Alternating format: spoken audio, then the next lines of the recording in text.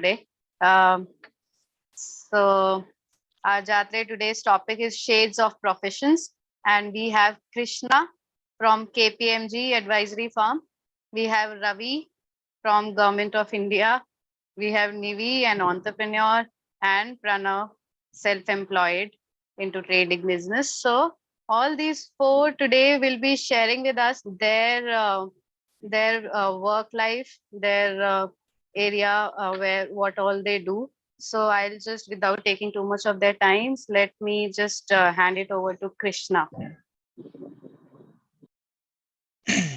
Thank you, Preeti. Um, yeah, so I have a very boring job to tell you guys. So I'm a statistician. So I completed my graduation in Chennai as a statistics graduate. on the journey, so I wanted to have a job. So I never thought I'll become a designer as such. So I joined a company called Williams Lee, which is a pitch book training job. So basically, I started as a document specialist. I learned PowerPoint and Word and all those things there.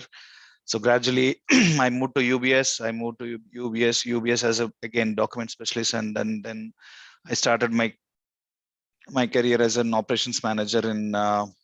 So that's where I moved into design operations. So I used to manage close to 50-60 people in the UBS in UBS. So it's a different kind of different kind of a firm which where I learned a lot of stuff there.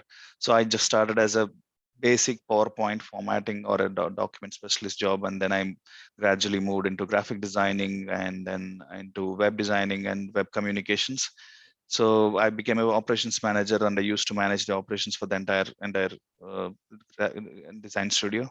And then I gradually moved into KPMG in 2011, which is 12 years. I just completed 12 years yesterday, a day before yesterday. July 12th is my June 12th is my joining date in Gurgaon.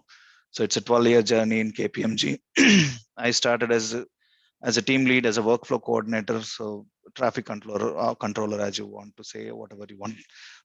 So I started in 2011 as a workflow coordinator, and it was an 8-member team then, and I gradually included many uh, many different streams there. So it was only a presentation formatting. I don't know how many of you know PowerPoint. PowerPoint is a great tool, and we used to churn PowerPoints every day, like close to 300 to 400 presentations every day. So 300. I worked as a formatting specialist, and then I moved into workflow coordination, and then from an 8-member team, I'm leading a 200-member team now. So I'm a director in the KPMG so I'm leading a 200-member design team. So it's multiple streams across. So there is a PowerPoint formatting team, there is a design team, there is a digital team, and there is a development team as well. In the PowerPoint formatting team, there is formatting of all the presentations for the clients or the requesters. That's the PowerPoint formatting team. And the design team is basically you have your Photoshops, illustrators, and motion graphics and all those things which will come into that. And we do a lot of videos and motion graphics and um, brochures, placemats, fact sheets, and all those things in the design platform. And the digital again, mostly motion graphics and illustrations, and then Zoom Forth and Ceros, Dialogue. There are multiple other tools that we use. 3D is currently in now after the COVID.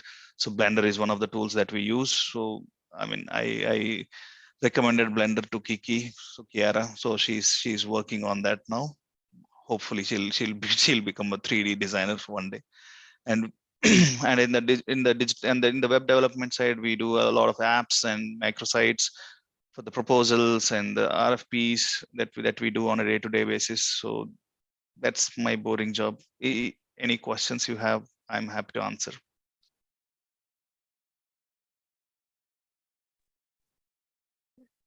So how can we start this boring job? How can we get ourselves into this boring job? You can. So if you have a passion for design and a good eye for detail, So that's where you start for this boring job. So you need to understand some of the tools, the Photoshop, Illustrator, and maybe Adobe Creative Suite. So that's one of the things. So you start with the Photoshop, at least in the initial stages, to to edit the images, to manipulate the images to look nice, to look good, and color corrections. You need to understand the color corrections and all those things in the Photoshop. And Illustrator, you need how to draw, how to storyboard things, all those things. So that's where you start. And as I said, 3D designing is in now. So because of the COVID and the 3D, because of the COVID, everything went offline now. So I think the 3D design is becoming a big portion of the design now. So I think 3D design, Blender is one of the tools, which is a free tool. Blender is a great tool, but it's a free tool. So I think, I don't know when it will become a paid version. I think you can start with 3D also. Okay, so basically we'll start editing our selfies. We can start with that. Yes, you can.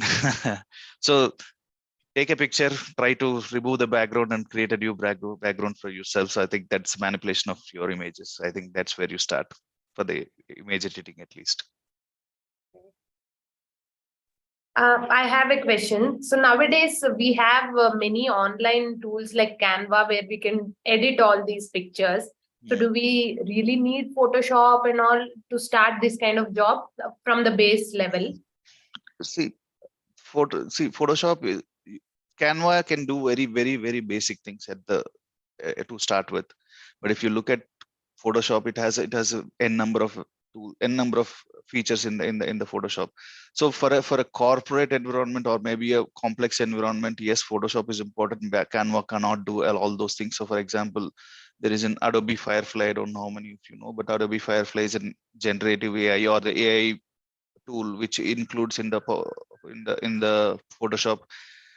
So maybe 5-6 years back, if you have to remove the background, we have to extract. I think it take ages to extract an image, but now there is this Firefly which easily does that. Basically, you can type it and it will remove the background. So there are multiple features in the Adobe Photoshop. That's why we use Adobe Photoshop. Canva is a very basic tool at the moment. I mean, to me, I mean, because we don't use Canva. We have access to Canva, but designers don't use Canva. If you wanted to learn more complex things, I think Adobe Photoshop. So we have gone through a change. So we wanted to reduce the cost. So Affinity, I don't know how many of you know Affinity. Affinity is also a good tool, which is very cheap. It's only 40,000 one-time cost. So you can also use Affinity also. So I know Adobe is a very expensive tool. So it's a 60,000-70,000 every recurring year. I understand, but Affinity is also another tool which you can use, which is a one-time cost. These tools are for business use, like bigger company or something. But individuals, if we want to use something, can you suggest some software which anybody can use from this place? There are lots actually. So there are Pixma. There are multiple tools that you can use. So again, as I said, if you want to become a professional designer, if you want to become a designer as a profession, choose as a profession, I would recommend to go with the Adobe suite. If you want to become a designer, if you want to just do some editings and all those things, there are hundreds of tools. You just put it in Google. Even Google will do it for you. So there are not a lot of generative AI technologies that came in. So you upload an image, it automatically does much of the things. I think one of the tools that you can explore is the DALL-E. DALL-E is OpenAI's product. You type basically astronaut in a suit and in a coffee shop, it will give you image, right? So that's how the current generative AI is using. So for a basic designer, I don't think you need a software at all at the moment, because you just ask questions in the Google Bard or maybe Bing chat or anything, so it'll give you images just like that. So designing become easy in the last 3-4 years. Can you can you spell it in the chat box? DALL-E or whatever you said. DALL-E, I will do that. Yeah, even I had the same question, Krishna, that Canva is a very limited tool because lot of templates are to be paid for pro and all these things are there. So anything with a good quality one and we don't use it, like if you take the by licensed one, the use should be more. If we don't have too much use of it, but only like maybe a few times a month we use it, but the quality of it should be good with the good features or anything like that software is there that you want to recommend to us? Sure, I will put some of the tools in the chat, which will you can start with those things. So Adobe Yeah. Express, I don't know how many of you know Adobe Express. Adobe's tool, that is Adobe tool. So it'll give you free stocks and all those things. So there are Adobe for a mobile user, I think, or a iPad or a pad user, I think Adobe Express is one of those tools which you can use, which is free. It gives you free for some time. And for the students, I don't know, for students there is a discount. It's a very almost 40, 50, 60% of the discount for the students in the Adobe. But what I'll do is I'll put some of the tools that I came across, which are free, which you can use. So I don't know, Inkscape is one of the tool which is for the illustrations. So you can do illustrations with that Inkscape. And Blender is for 3D, and you can do illustration also in that Blender. Okay, so And if you can just share the list of this, I am so I we am can I just am figure sharing. out, we can try it. Yeah, I will share. I'll share you all the list which I have. I mean, which I Okay, have tried. okay. Thank you. Please suggest something for video editing as well, because there are many kids who are trying out YouTube. So they might help. That software might help. So if you if you recently got a new laptop or a Windows 11 laptop, there is a free tool in Microsoft itself, which is very intuitive. And you can use that Microsoft editor also, which is very intuitive, very good. I mean, for a basic video editing, that's the best software I can suggest. And if you have Mac laptops, I think you know there is a free video editor in the Mac itself. And there are Camtasia is there, so I don't suggest uh, the versions that you download and crack it and all those things. I don't suggest it. But if you want, there are multiple crack software also. Preeti, do we have little more time? I have one more question. Yeah. Nowadays, this Chat GPT, these AI tools are coming up. So, is there any input about that? Do you suggest everybody to use it? Is it easy? So there are multiple use cases for the generative AI. So for a writer, I think it's a great tool. For a content writer or a marketing in a marketing writer, I think that's a very great tool where you can ask some inputs, and then it'll give you a great suggestions.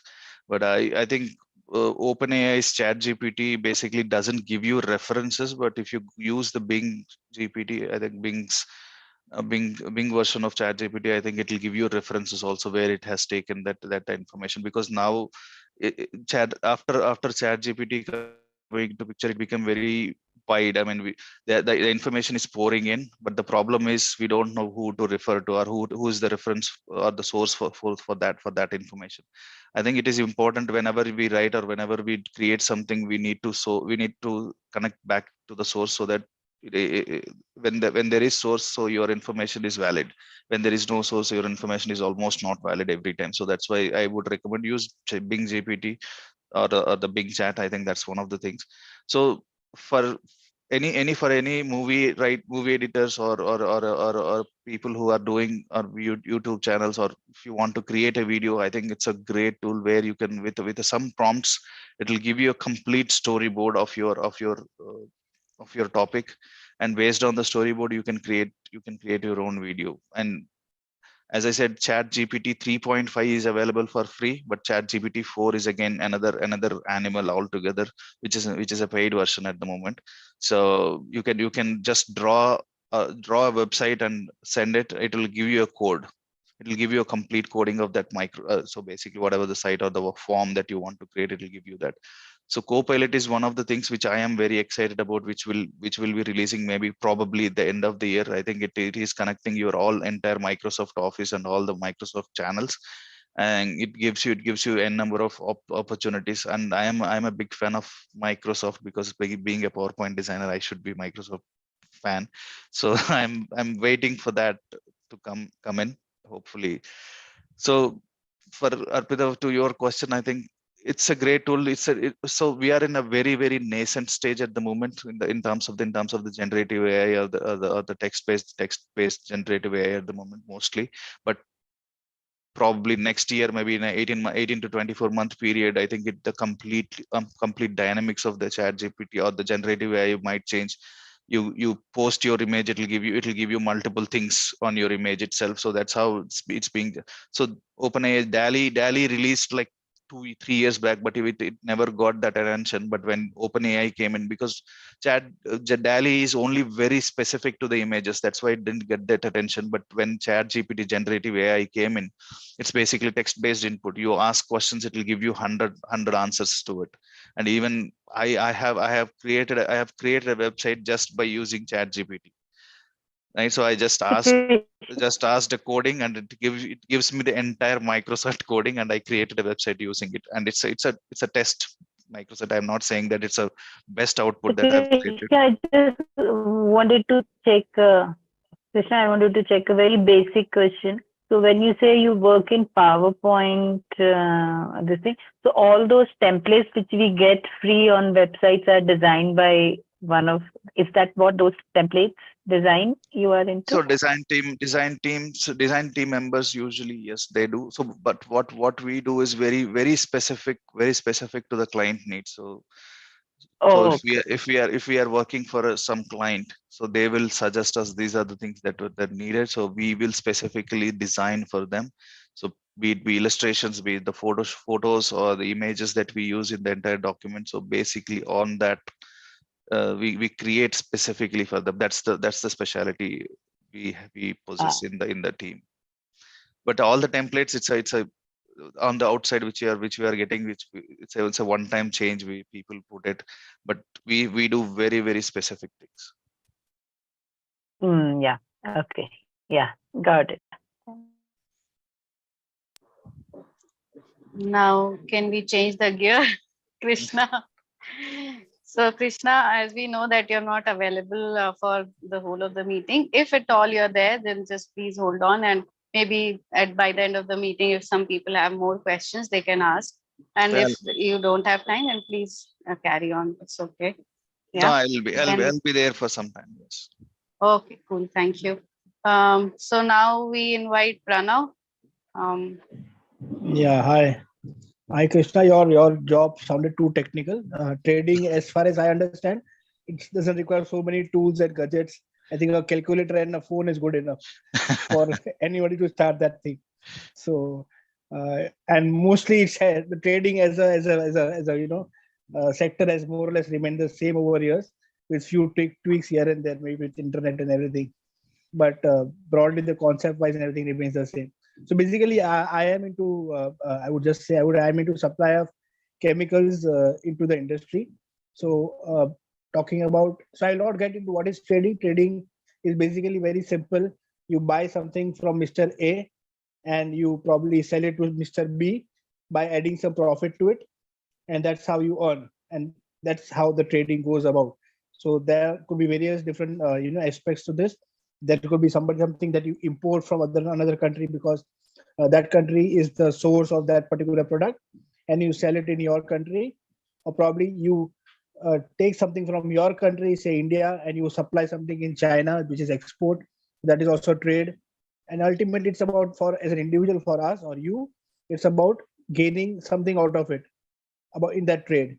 So the point is, Mr. A doesn't know Mr. B, or Mr. Y doesn't know Mr. Z, and that's how you conduct your trade. Simple, most of the times.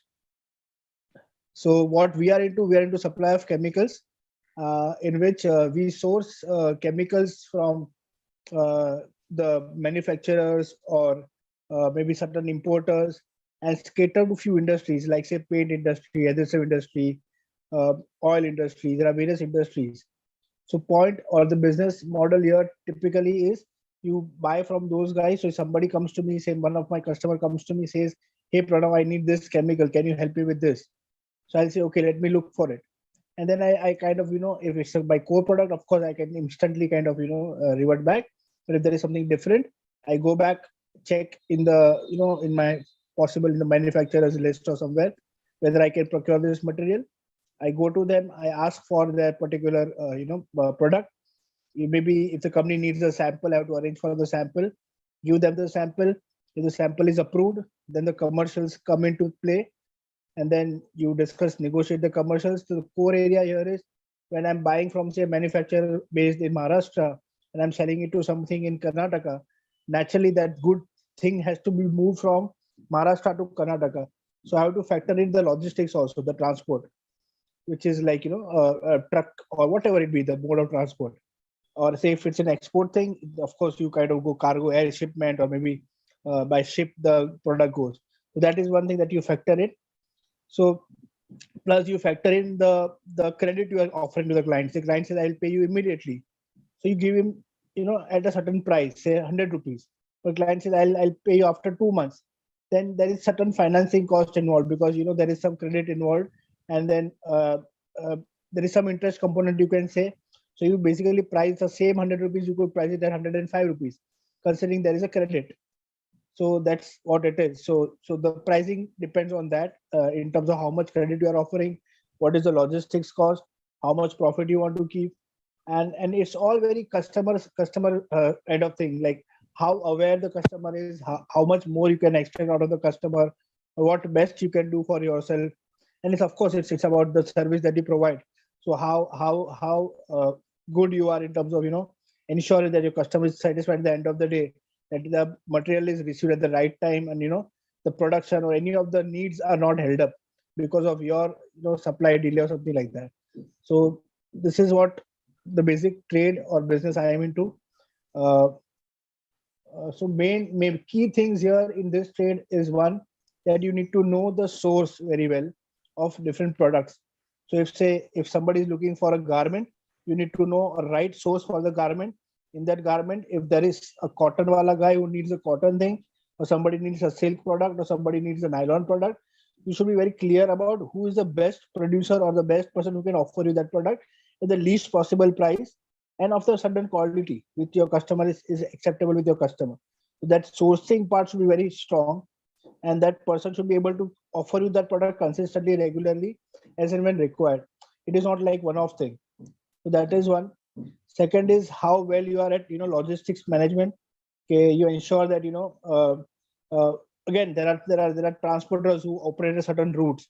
So a person who's operating on Karnataka route or say a Madhya Pradesh route or Rajasthan route would all be very different. So there are certain transporters who operate very well on Rajasthan route. So you go for a quote for Rajasthan route when a customer is in Rajasthan. You don't ask a Karnataka guy, because again there is no point asking him. So you have to find the right source. And third is how well you manage your finance in terms of the working capital. Like you have certain limited amount of capital, and within that capital you have to play. So with that capital, how much credit you want to offer, or how much time you are willing to hold or wait, so that your cycle runs and how profitable it becomes. So if say I'm selling at 100 rupees, and I'm just trying to make this a bit mathematical. So if my net margin is say 2% on a sale, and I'm getting that money back in 1 month.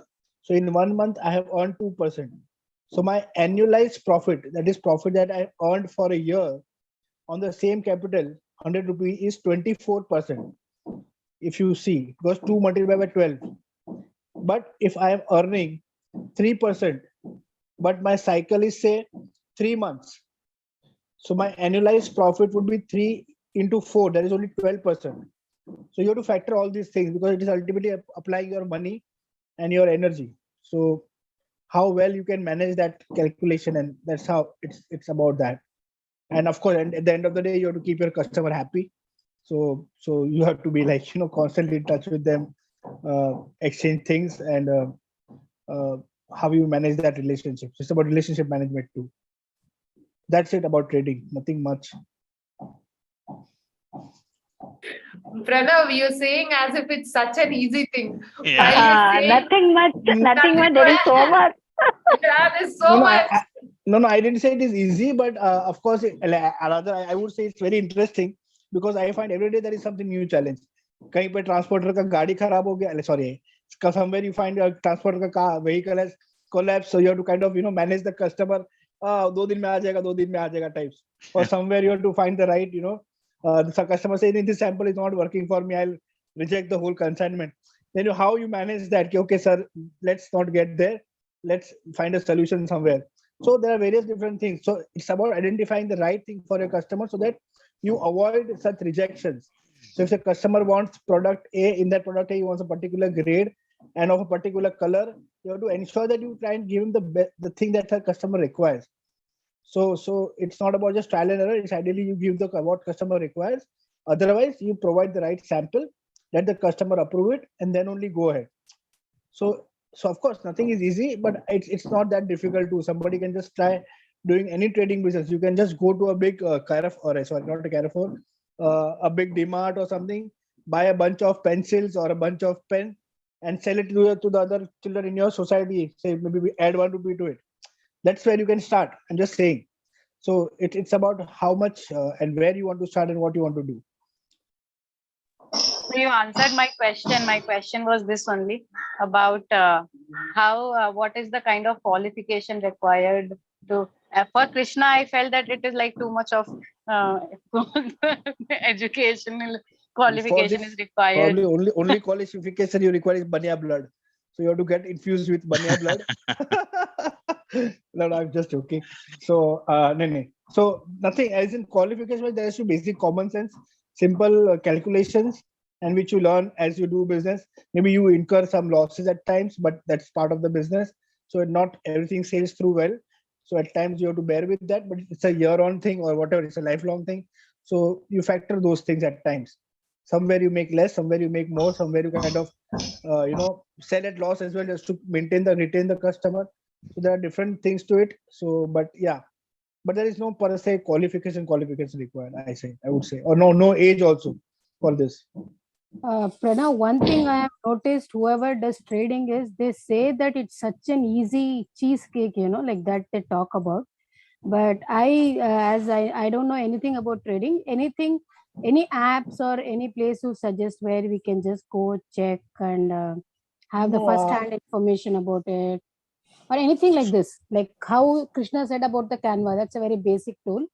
Like this, anything that we can just check, because few of my friends are also doing. They say it's so easy, it's like this, it's like that, but I don't know anything about it. So trading, so I'm not referring to stock market trading or something of that sort. I'm just saying basic trading of goods or material. So probably stock market and all that there might be some apps, but then when you are talking about normal vegetables, like farmer grows vegetable.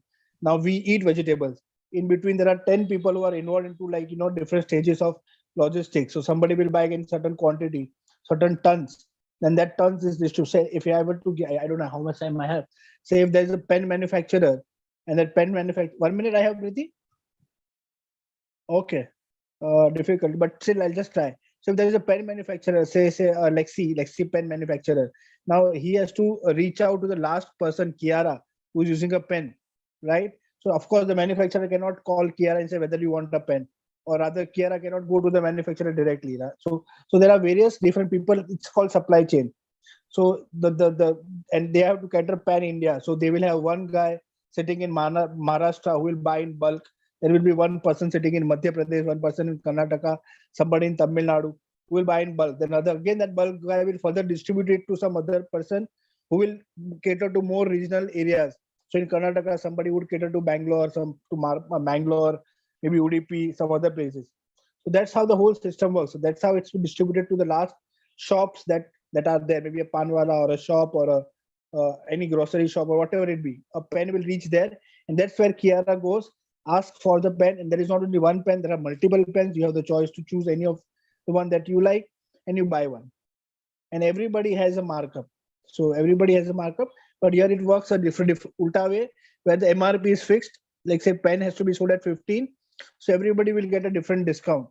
So manufacturer will sell the first person at say 10, the first person will sell the second at 11, 11 will sell the retailer at say 13, and retailer will get 2 rupee margin. So that's how it works.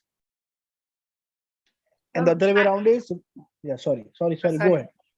Arpita, go I ahead. have one question. So in between all Hold on to your question.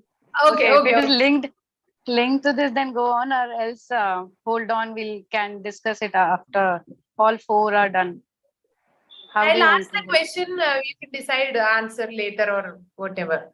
So, Ismena, with this government, how is the charges with the government? Is there any rule like only this much can be done, or is there anything related to taxes? How do you manage all that when we decide to do trading? And you So- said no age limit, right? So any age can do means Jaatre wants to do it. So how do we do that? Arpita, let Ravi finish his taxation, then we'll. Yes. Perfect. Okay, maybe Ravi can answer my question. So this way, Maybe you will get, but and then we have service industry coming up with Nivi. So at the end, let's see what questions comes up. Okay. Yes, on that note, Ravi, we have IRS officer. He works with Government of India. So let's hear. Yeah, greetings to all the participants. I am from Government of India, and my service is called IRS, that is Indian Revenue Service. And to be a bit more sequential and this thing, I'll use a PPT which I just now made. It's a very basic PPT. I'll try to share the screen.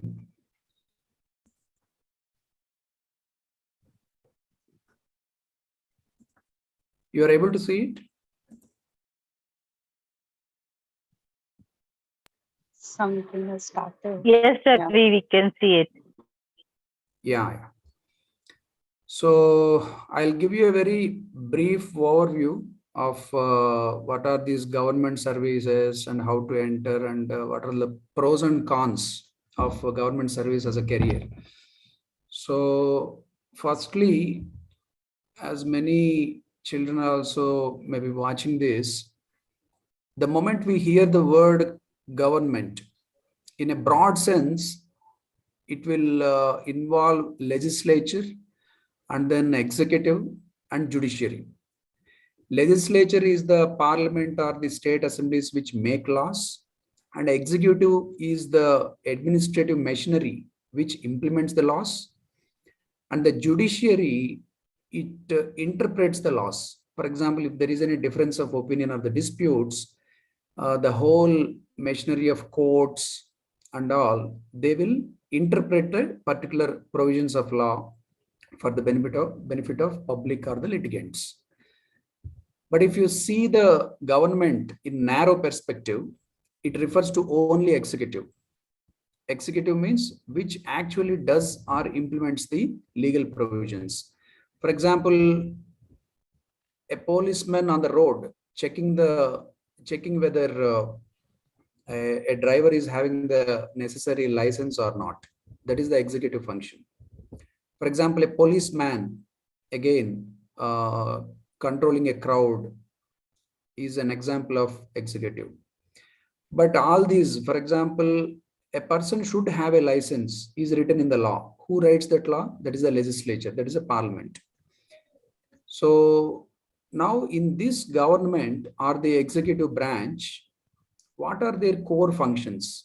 Broadly, we can say it is the development. Development means the government may develop infrastructure, let us say roads, bridges, buildings, schools, hospitals. And then some of these overlap into the function of welfare. Welfare means taking care of the poor and building hospitals, even in the rural areas and the tribal areas. And then the third major thing is regulation. This is the most important thing. The first two can be even done by NGOs also. For example, some private company may like to fund a bridge using their own resources. Or some corporate entity may say that, okay, take care of these orphanages. I will take care, I'll give you money and I can support some of the downtrodden people. But the third aspect, regulation, is a sovereign function. Sovereign means only the government can do it. It can't outsource it to any other branch or any other entity. So in this regulation, we have a policeman may regulate a crowd. Let us say there is a Kumbh Mela, which is a very, which attracts lakhs of people at a single place. There is a need to regulate them. And then crimes also we need to regulate, as the government needs to regulate crimes. So they have police machinery. They need to regulate our borders. They have defense forces. In the same way, they have the need to regulate the economy also. Economy may even include taxation, currency. All these things the government will do as a sovereign function. As a kind of, it's almost like a monopoly. Only government can do these things. There are many, but I have given only few for a understanding. And then comes to my area, that is taxation, which is again as part of regulatory functions of the government, and it is again a sovereign function. And in taxation, we need to note that there are two broad categories. One is direct and second is indirect. What is direct? For example, as a person, I earn 1 lakh per month. Government will say, very good, you give me 10,000 rupees. So 10% is the tax directly collected by the government. There is no intermediary in between, myself and government. I earn 1 lakh, I'll give government 10,000. This is direct taxes. Also, companies earn profits. So government will say, okay, whatever profit you earn, you give me 10% or 20%. They are called corporate taxes. Income taxes are like personal taxes. A person earns the income, he'll pay to the government. Companies earn the income or profit, they will pay to the government. And the second aspect is indirect taxation. This is very interesting. So we all know that nobody owns this earth, or nobody owns these planetary resources like wind, like earth, or the minerals beneath the earth surface, or the sunlight, or what are all the natural resources, forests, all these, whatever is there, literally, really, nobody owns them. But as a matter of practice or a matter of convenience, we can say the government owns it, but for the benefit of people. So that's why whenever you use any resource, any natural resource especially, it will almost lead to consumption. We may consume daily goods and services. So whenever anybody uses any goods in material way, or services intangible, they call it intangible because we can't touch a service. The service can take many forms. It can be a beauty parlor, it can be a haircut, it can be a telecommunication service. We get a telephone connection from BSNL or Airtel. All these are services. And goods are, as you know, it can range from soap to the aeroplane, anything. So whenever anyone, any person or any company consumes anything, any goods or services, they are called consumption taxes. In India, recently from 2017 onwards, we have got something called GST, Goods and Services Tax. Internationally, it is called VAT, VAT, Value Added Tax. So this GST is imposed on consumption of any goods or services. There may be some few exemptions like education or healthcare, or very few exemptions, but everybody has to pay taxes. There is one quotation I remember. There are only two things which are certain in this world, in this life. One is death, and second is taxes. So there is an element of truth in this, in the sense that government, I told many functions of the government, right from development, welfare, and regulation. Government needs money. A car or a vehicle, if it wants to move, it needs fuel. So this fuel for the government is supplied by way of taxation, which is again being, I mean, we will get it from the people only, people who are governed. So how to enter these civil services? So I told I belong to a Indian Revenue Service. I'm a taxman, so to say, like a policeman or an administrative man. So in civil services, we have different wings or branches. You can say general administration, policing, taxation. In taxation, both indirect taxes like income tax and direct taxes like income tax, and indirect taxes, GST and customs. Customs is also an indirect tax. We administer that also. And fourth one, you can say administration of railways, how the railways should function, the development of railway stations, regulating the traffic of trains. Recently, we had seen a very ghastly accident in Odisha. So there is a service, specialized service called Indian Railway Traffic Service, IRTS it is called. And there are different services of railways, of course. And then we have audit. So how the government is spending money? Is it wasting anything, or is it spending beyond what is authorized by the parliament? To see all those things, we have audit services, and their head is CAG, Comptroller and Auditor General of India. And also how to oversee the government accounts, and then to oversee the accounts of defense purchases and defense expenditure. So there are different 20 to 25 different civil services are there. Among that, ours is taxation, that is revenue. And what we get generally out of these civil services, what are the pros and cons? First one is we will be in a position to help public. We can say it is the public service aspect of it. That's why we are called servants. We are not the bosses. We are not the babus, or we are not any feudal lords. We are service. That's why we are called civil servants. Civil means public. Servants means we are in the service of public. Then the second thing is, because we are in a position to influence the public policy or implement the government's decisions, there will be definitely some amount of social recognition. This is also one of the aspects which draws many people to civil services. The third thing is the job or the profession is relatively stable. In case of civil services, none other than the President of India. President of India is the only person who can remove you from the service. So that means the entire cabinet, they have to agree that a person has done so bad, or he behaved so badly that we should remove him or something. So that is the kind of independence given to the civil services. Not, I mean, if a politician doesn't like me, he can't remove me from service. So this is the kind of independence given to civil services in the Constitution of India. We all know that Constitution is the Bible of the entire governance in the country.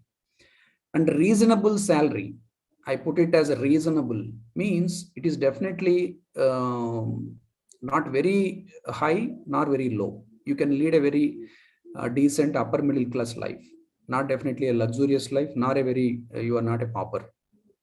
And the fourth one is there will be some political pressures, because ultimately in the democracy, the civil service is only a selected people, but the democracy is run by the people who are elected by the people directly. So definitely politicians will have their own priorities. Many times the civil servants have to listen to them and implement those priorities. And we need to see work-life balance also. That's where the suitability of a personality for a particular service is important. If somebody wants to get into services, when they are ticking the options 1, 2, 3, it is very important that they should see their personality and whether it suits to the particular service. For example, in IAS and IPS, you'll be in a high pressure environments, or the work-life balance, especially in the initial 5-10 years till the time you are in the field, it may be challenging. So whether my personality is suitable for that. For example, services like IRS and all, they are very professional and specialized services. And you will not get to meet the general public, or you will not get the kind of doing direct service to the public. But we will prevent the frauds, we will catch the white collar criminals, and we will get revenue for the government. So this kind of job satisfaction we'll get in IRS. That's why we need to see our suitability for a particular service. And we have to remember that, like I told, we may not be able to implement all of our ideas. We should not think that it is a bed of roses. The moment I get into services, I'll change the entire world. I will do as I please. No. And also the last one is, every civil servant or every government servant is bound by rules. There is a code of conduct which is applicable to all the officers and the staff. So we have to abide by that. For example, as an officer, I can't directly talk to media. Even if I talk, I have to, I cannot criticize the government, because I am the government. In a sense, I am the part of that 4 lions you see as the Ashoka Chakra, the government of India, the symbol of the government of India. We are that. We are not just like any other bank employee or any other stockbroker, or no. We represent the government. So the moment we speak anything, any civil servant speaks anything, so the media and the public will take it seriously. They will think that the whole government is speaking. So that's why we are bound by all these regulations. So how to enter the civil services? Simply, you need a pass degree certificate. As we are all part of open learning community, at least most of us, we need to remember that the civil services exam, the minimum eligibility is to have a pass from any degree, whatever degree you, even including open university or anything, will do. And every year the vacancies filled are around 800 to 1200. Sometimes a few years back it went even to 1300, 1500. It's a very rare occasion. But the exam will be in 3 stages. One is preliminary, which will be written by around 5 to 8 lakhs. Now the competition has increased a lot. And the mains exam, which is the descriptive exam, you have to literally take in a paper and write. So around 15,000. The filtration you see 5 to 8 lakhs to 15,000. So there is a merciless competition here, especially at this stage. And after that 15,000, the personality test, that is the interview, will be attended by around 2,000 to 2,500 people. And all this is for the vacancies which are around 1,000. And this 1,000 may consist of around 100 IAS, IPS and 100 IPS, 150 IRS or railways, defense. It makes up, the 1,000 makes it up. So that's all. This is my presentation. I hope I have given you some overview, very brief overview, and I'm open for questions. So Ravi, right now I would say that let's go with Nivedita, and Yes, then yes. we come back for questions. Yeah, sure. For Yeah, questions. let's listen to Nivedita. Yeah, thank you. Okay, so my business is I am an Airbnb host. Okay, Airbnb is a website. It was started by 2 students who were not afford to pay their rents, so they just rented out a 1 room in minute. their house, and they were able to. Just 1 minute, Nivi. Ravi, you can stop sharing the slide. So Nivi Yeah, that's what I'm unable to do somehow. Yeah. I got it. Yeah, that. Sorry. Yeah, move. Nivi, yours now. Okay. So they had a space in their room which they rented it out, and they were able to pay their rents. Okay, so that's how this Airbnb thing started. So what I'm doing is basically, if Airbnb thing is, if you have a house to rent, or if you have just one room in your house to rent, which can be shared by someone, you can just rent it out and make money out of it. So I don't have a own house to rent. So what I do, I take houses for monthly rents, and I put it in Airbnb, and I rent it out for daily rents, and I make money out of it. Okay. So I accidentally started it. To be frank, I accidentally started it. I just went to see someone in the house and He told it is for rent. So okay, let me try. I didn't know any complication about the business. I just jumped into the business directly. That was my actual open learning. Okay. And I started, and after that only I started learning every aspect of business, and it had several complications. It was not very easy as I thought, because if we rent out an own space or a one room in our own house or something, it is different. But if we go commercially, take a property for rent and actually rent it out to public and all, there are so many complications. One is, if something goes wrong, if a guest is like a criminal or something, then we have to we have to keep in mind. So when we have to keep in touch with the police, the people will come for bribe and everything. So, and we have to comply with the rules also. Even if I'm getting complaints with all the rules, and they would say, if all the rules are if you have complaints with all the rules, and you have to pay less, that's it. If you don't have some license or something, you have to pay more. That is the only difference. But still, like when we get into a like actual society and all those, no, I had many challenges. And this is the service industry. And as Pranav said, he was telling that we have to talk to the customer, this here and there, we have to make dramas and all those. Here also we'll make all the dramas, because we directly deal with the customer. Something happens, we don't have time to rectify it. So suddenly something, the water is not coming, this, that, the police have come, something will happen. So at that point, we need to be available. That is one thing in this service industry. We have to be available all the time, 24 hours, especially when when you are importantly engaged in something, you will get all the problems in the queue. Okay. that's that's the most challenging, interesting, or we have to take it in that sense. That's the most challenging part, interesting part in service industry. So what this as a business, if I see, if you have anything to share, so Airbnb is not just sharing the place. If you have an experience to share, for example, I have a friend in Mylapore in Chennai. She knows to tie sari very well. She loves cooking. So she charges 2,500 for 1 hour. She's targeting NRI clients. When they come, she will just wear sari to them, make different pictures, this, that, give that experience to them, and she'll give a meal and she'll get 2,500. Okay, so this, when you think of this as a business, so whatever you have if you have something to share, like a skill or an experience or a place or just anything to share, which you can teach someone or share with someone, you can make money out of it. So this is that business. So Airbnb is like airbnb.co.in is the website. You just straight away go create an account, and you can actually explore all the properties there and explore all the experiences there, and we can connect with yourself, what experience you can host and all those things, and you can directly host and start your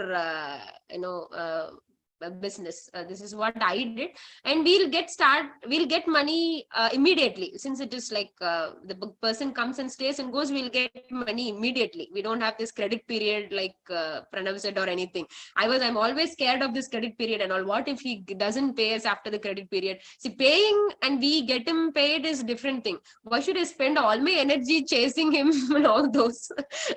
It's like walking to a court for 8 years and the judge is telling you are an innocent. Why did I waste time for 8 years? So that is the point. So this is less risky business. Like you give the money, then I'm giving you the key. So risk is very less. Just that we have to make sure we have the basic compliances with the law and all. So this is about Airbnb. So if you have any space or to share, or any skill to share, or any experience to share, whatever it is, you can make money out of it. It's very simple. Create an account, post your experiences and get it. It is not just you need to have that experience or space. For example, I never own a property. Okay, so I rent out a property. I just own the business. I rent it out on daily basis. Like that experience also you can kind of trading you can do, because I have my surfing master who doesn't have any knowledge about this online thing or anything. So I have decided to put that as my experience. So if you connect with me, I can take you for surfing and all those. Somebody will be teaching surfing, somebody will be coming. We just have to connect with those two. So you can, even if you don't have any skills, no, we can find people with skills and we can connect them and we can earn money out of it. So that is one thing with this Airbnb. Yeah, the basic qualification, as Preeti asked, Preeti, you asked the basic qualification and all. It doesn't need any. See, if you straight away go to DMart and you're able to get a set of pens and sell it, so that is a basic qualification. And the other common sense needed is: are you going in a diesel car, or are you going by walk? Are you going by scooty? So how much it is spent? So how you can add that to the pen you are selling? So that common sense is needed. So here also, I can't, like I cannot sell hot water in Chennai and ice cream in Kashmir. So that sense we need to have what sells where. So like near hospitals, normal 2 BHK houses will go very well. And near beaches, 2 BHKs will not go. We need party kind of thing. So where what works, we just have to have a little idea. And sometimes our clients doesn't know what they want. Okay, no client came and told us to find a car for me. Somehow we found a car and they started using it and enjoying it. So like that, at times we need to tell our clients, okay, you try this, that, and with the experiences part, I'm telling you can, and then they start liking. So that if you have some experience which others can enjoy or something, you can make money out of it with Airbnb experiences. We need not go for we need not already also, no, we need not always go for what is already existing in the market. We can find something new, try something new, explore. Yeah, at times they don't know what they want. If we give something interesting, they will start enjoying. So that's how experiences came. So you can share experiences also. So I'm also planning to put an experiences on business talks. So some entrepreneur who's going through a lot of stress, come, let's talk all the stress, let's laugh out. Because it's always lonely at the top, which I'm talking to a lot of entrepreneur friends. They feel lonely at the top because they cannot go and tell their employees, see, I'm struggling in this small matter, I'm getting irritated for this small stuff. We can never show out what we are inside. We have to keep smiling with the clients, with the employees, with the what to say, the business owners, wherever we are connected, we have to keep smiling. So, right, we need some mentor points. So I thought I can start that also next an experience. So it's just whatever you are going through, just connect. If you don't find a solution, try to sell that solution as a business. That's what this Airbnb experience is all about. And yeah, basic compliance is also needed. As Arpita asked, like, it's not about the age or whatever money you make. So whatever age you are, whatever money you make, if you make money, you have to tell it to the government and you have to give a share to the government. Okay, so that I'm having this GST and all. So that is the more than passion and all those, we have to comply with basic rules also. So that also, it's just a simple thing. So that also, I'm a proper registered company. Over the period only I evolved into all these. So to start with, you guys start randomly, just jump into the water, then you will learn swimming. Standing on the shore, you will never learn swimming. You just ask someone to push and jump into the water and it will evolve. This is my experience, because when I started, I didn't know anything. Over the period only I learned everything. And recently I discovered, after being 5 years in business, I am discovering, oh, business is my passion. Because all these 5 years I've never felt Saturday, I've never felt Sunday. I've been waking up every morning 5:45 for the past 1 year for business talks with other entrepreneurs, including Sunday. I will sleep at 4 o'clock, but 5:45 I'll wake up till 6:37. I'll attend the meeting and I'll go back to sleep again. Then recently I've discovered, okay, I am doing my ikigai and all those. So if you do something which you like, it is a never. I'm on a paid holiday for past 5 years. Of course, there are challenges. Okay, I cannot say I'm what to say. I'm free or on the luxury side and all. No. I'm going through a lot of challenges, but still, end of the day, I'll feel like done for the day. Come on, what next? All the problems stand in the queue, come one by one, like that. Because at the end of the day, I'm doing what I like. I like connecting with people.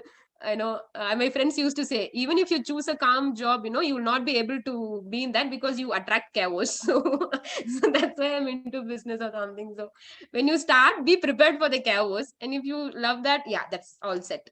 Yeah, if you want to proceed further or something, you can connect with me in Airbnb. Yeah, I'm done.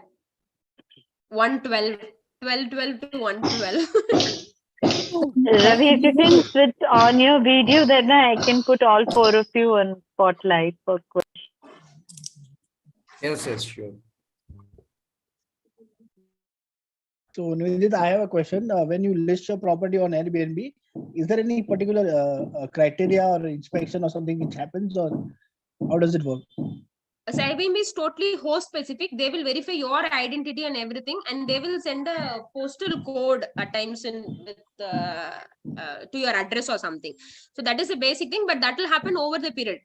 Straight away, you can list the property. They don't ask anything while you list. Over the period, you have to submit all your IDs and all those. That's it. So, property condition and all is not a criteria. Condition should be in a good condition. Like what condition you are meaning? Whatever. They don't inspect the property. They just kind of go by the. They don't inspect the property. Just that their clients who are the travelers, they will inspect and put a review. And somehow that system is very strong in Airbnb. You can't see each other's review until you put. And once if the person puts, then you cannot change. The review system is very strong. So there are honest reviews. So based on that, it goes. They won't inspect. It is inspected. Yeah. Inspected by the users. Yeah. Yeah, Nivedita, I have a question as well as a caution for you as a taxman. Because Airbnb is a very interesting space where the home meets commerce. Yeah. Means, for example, for a week I will host somebody and charge money, and next 1 week I'll stay. It is my home. So it's a hybrid model. It is neither a home nor a commerce. So, for example, your property taxes of the homes you are renting, or the electricity connections of the homes you are renting. So just see if they are commercial or residential. We have made it commercial and we are paying more also. Fine. Yeah, that is one thing where many people. Yeah, see, we can better pay to the government. If we don't pay to the government, no, some Yes, X and Y will keep coming. Where is your license? This, and we have to pay them. So better we can make it straight. Come on, what do you want? The Take it. Don't disturb classification me. should be commercial so that you are out of trouble. Yeah, electricity, property tax, and commercial. Yeah. So, how do you feel, Nivi, when suppose somebody has rented a property, but Airbnb, and something is spoiled in the house? Okay, you asking me, right? Yeah. Something is spoiled. I had this problem, something getting spoiled. Then I made a system where nothing is getting spoiled. Only if they come with the truck and take my heavy cot and sofa, something will be spoiled. Okay. For the other little dirt, I'm getting security deposit. If you go good without any late checkout, without irritating me, we'll be good friends. I'll give you a security deposit. Something happens, you're losing your money. That's it. Since I have good reviews, people are okay to pay security deposits. Yeah. So here the money is collected by Airbnb, right? Once you book, the money will be taken by Airbnb, and then it will they will pass it on to you, right? Yes. On the next day of their check-in, it will be given to me. And I can take Airbnb insurance also. If they make some mess or something, I can claim insurance from Airbnb also. And what is the revenue sharing ratio? How much Airbnb out of 100 rupees? Okay. Out of if I can charge whatever price I want from my money, it only 3% Airbnb takes. Oh. And from that, everything Airbnb puts on the client's head. One is Airbnb service free, and second is GST. Both will be collected by Airbnb. And if I have a GST number, Airbnb will remit the GST to me. Then I can take input tax and all those. If I don't have GST number, the Airbnb will pay the GST to the government. So if I charge 5,000 per night, this is 3%, 5,000, 10% is 500, 1% is 50, 3% is 150 rupees. So they will take only 150 rupees from me. I will getting 4,850 rupees to my account. If I have GST, there's tax also. Nivi, were you same 5 years back? No. 5 years back, everything was clueless. I was like, did they make a wrong decision? I don't know. I simply jumped into the well without knowing that it is a well. But anyway, from how many years you have been doing Airbnb? 5 years? 3 years. Okay. 3 years. Proper So 3 how do years. you maintain this all yearly maintenance cost, or you have to do any repairs or something? All this cost also works out for you? Yes. I am getting a return of investment of at least 8%. At least 8%. Mm. So it works out. So, Ravi, yesterday, coincidentally, we were talking about government, and if they are here in this call, Dev and Pavan and Aarohi, they were asking why should we pay tax to the government? Dev, do you want to ask? Yeah, that's why I covered elaborately. Now that question would have disappeared. I hope that. And the persons also disappeared for lunch. Okay. I think they will take in-person interview of Ravi, where they will pose all the questions. So all the questions have been noted, Ravi. So don't worry.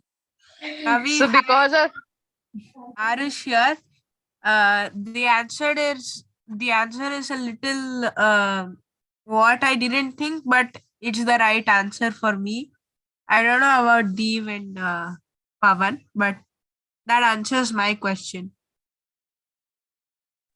Okay. So after everybody asked so many questions to Ravi, so he quickly went and made slides. Let me not go unprepared. Yeah. Actually, you rather reveal the answer. I mean, question paper, like what is the eligibility to enter a particular field. So I think there are not many questions in government because that PPT was a bit elaborate. Any questions on? I mean, Arpita, you had some questions, yeah, between tax and trading. Yeah, about the taxes. How do you manage in the trading part? You are saying, right, once you take pencils, and what will be the taxes? How do you manage taxes there, and then you sell it? Like I think kind of I got the answer from Ravi. Like you have to pay the tax in the beginning, GSTs and all that, right? If you can elaborate the answer, that would be great for me. Ravi, would you want to? Taxes कैसे manage करते हैं? Like in trading. Manage कुछ नहीं करना है, taxes भरना है. कुछ manage नहीं करना है. नहीं, so basically when you buy something, you get when you buy something, say you are buying something at 100 plus 18%, so 118 rupees. And when you are selling something at say 150, then you charge 18% on that. So that 18 rupees which you initially paid comes as an input credit. And then on 150, you again calculate 18%, which whatever is the number. Nida, can you help me with the calculation? 150 पे 18% कितना होता है? जो भी होता है, so that amount you have to pay to the government. So net off the 18 rupees which is already paid to the government in the beginning. That is the compliance part of it. That's it. It works very seamlessly. That is why it is called value added tax. You are paying tax only on the value addition you are doing. You are not paying tax on the entire amount. And it's not also you are paying the tax. Basically, you're collecting from the customer and you are paying it. So it's on the 50 rupees, that 18% you charge to the customer, and that 18 rupees you are collecting from the customer and paying it off to the government. That's it. That's why though we call businesses as taxpayers, really they are not paying their taxes from their pocket. Of course, I mean, Nivedita and all, they'll be earning profits and paying income tax. That's a different thing. But when it comes to GST, you are only collecting, you are only collectors. You are only kind of in between intermediaries or the agents And for collecting tax on behalf of government. So you have the power of the sovereign power. What I told is virtually outsourced to all the businesses. So that's why we feel the business community is very, very important. And the worst thing is, Ravi, we understand that GST is just a pass by. We collect and we give.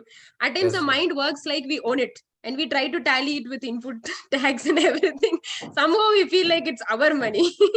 Yeah.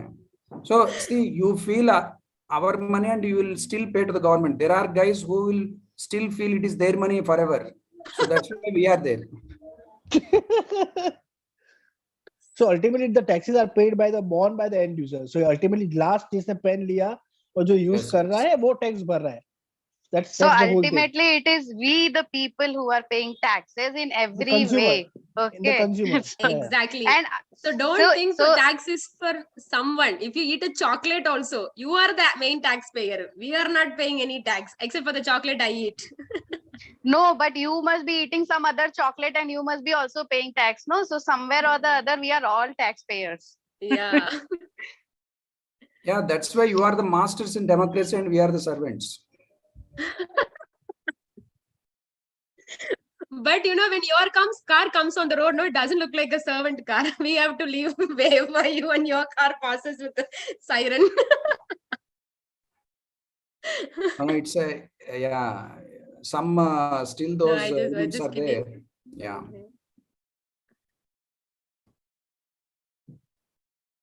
Okay, I got to go. Bye. I have a guys. question You for carry on. the trading person. Um, the traveling things, like whenever your whatever however your stuff is getting shipped to places, then the charges of that, who pays for that? So yeah, so basically it's inclusive. It's included in the cost. So when I'm say buying something at 100 rupees and I'm paying 5 rupees as transport, so my cost becomes 105 rupees. So now I can sell it at say 107, 110, depending whatever profit I want to keep. That is one way.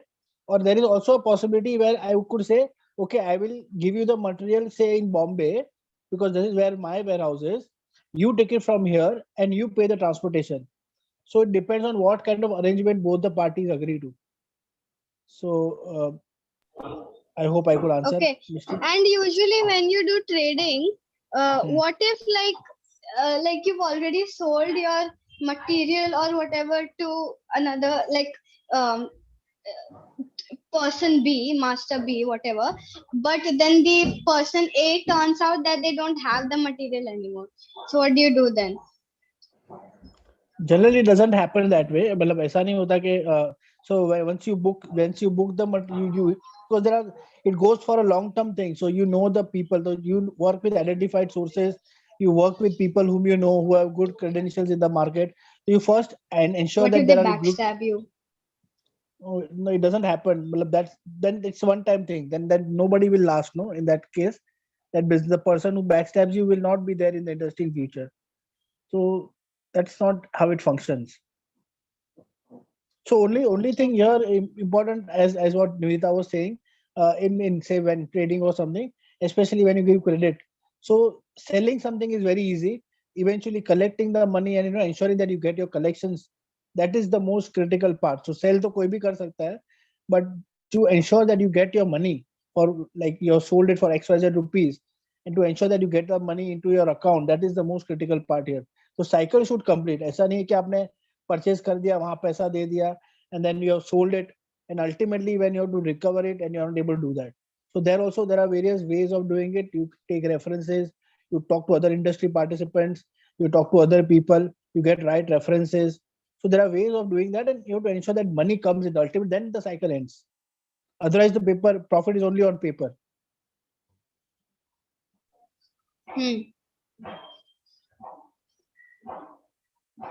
So money comes in. Yeah. In most of the cases, yes, but in few cases where the people run out of the country, then even government finds it difficult to collect the money.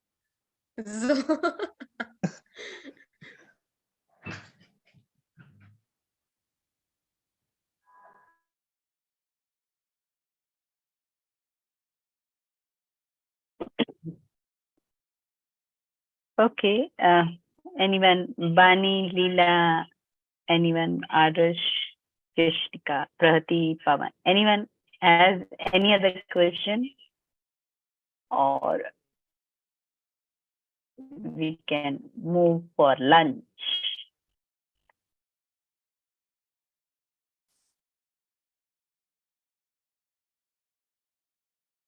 Bye. Thanks, Pranav, Nivedita, Ravi. I'm sure some of the children will connect with you directly and would like to have more. And that example, like, buy pencil and then sell, those something are the one which can connect with them. Karthik is, sorry, Krishna is not there. So say hi and bye from our side, Arpita. Coming for the question. Thank you Thank so you. much. It was very informative today. Yeah, and engaging. We didn't realize we have been here. Yeah, I know. Bye. Bye.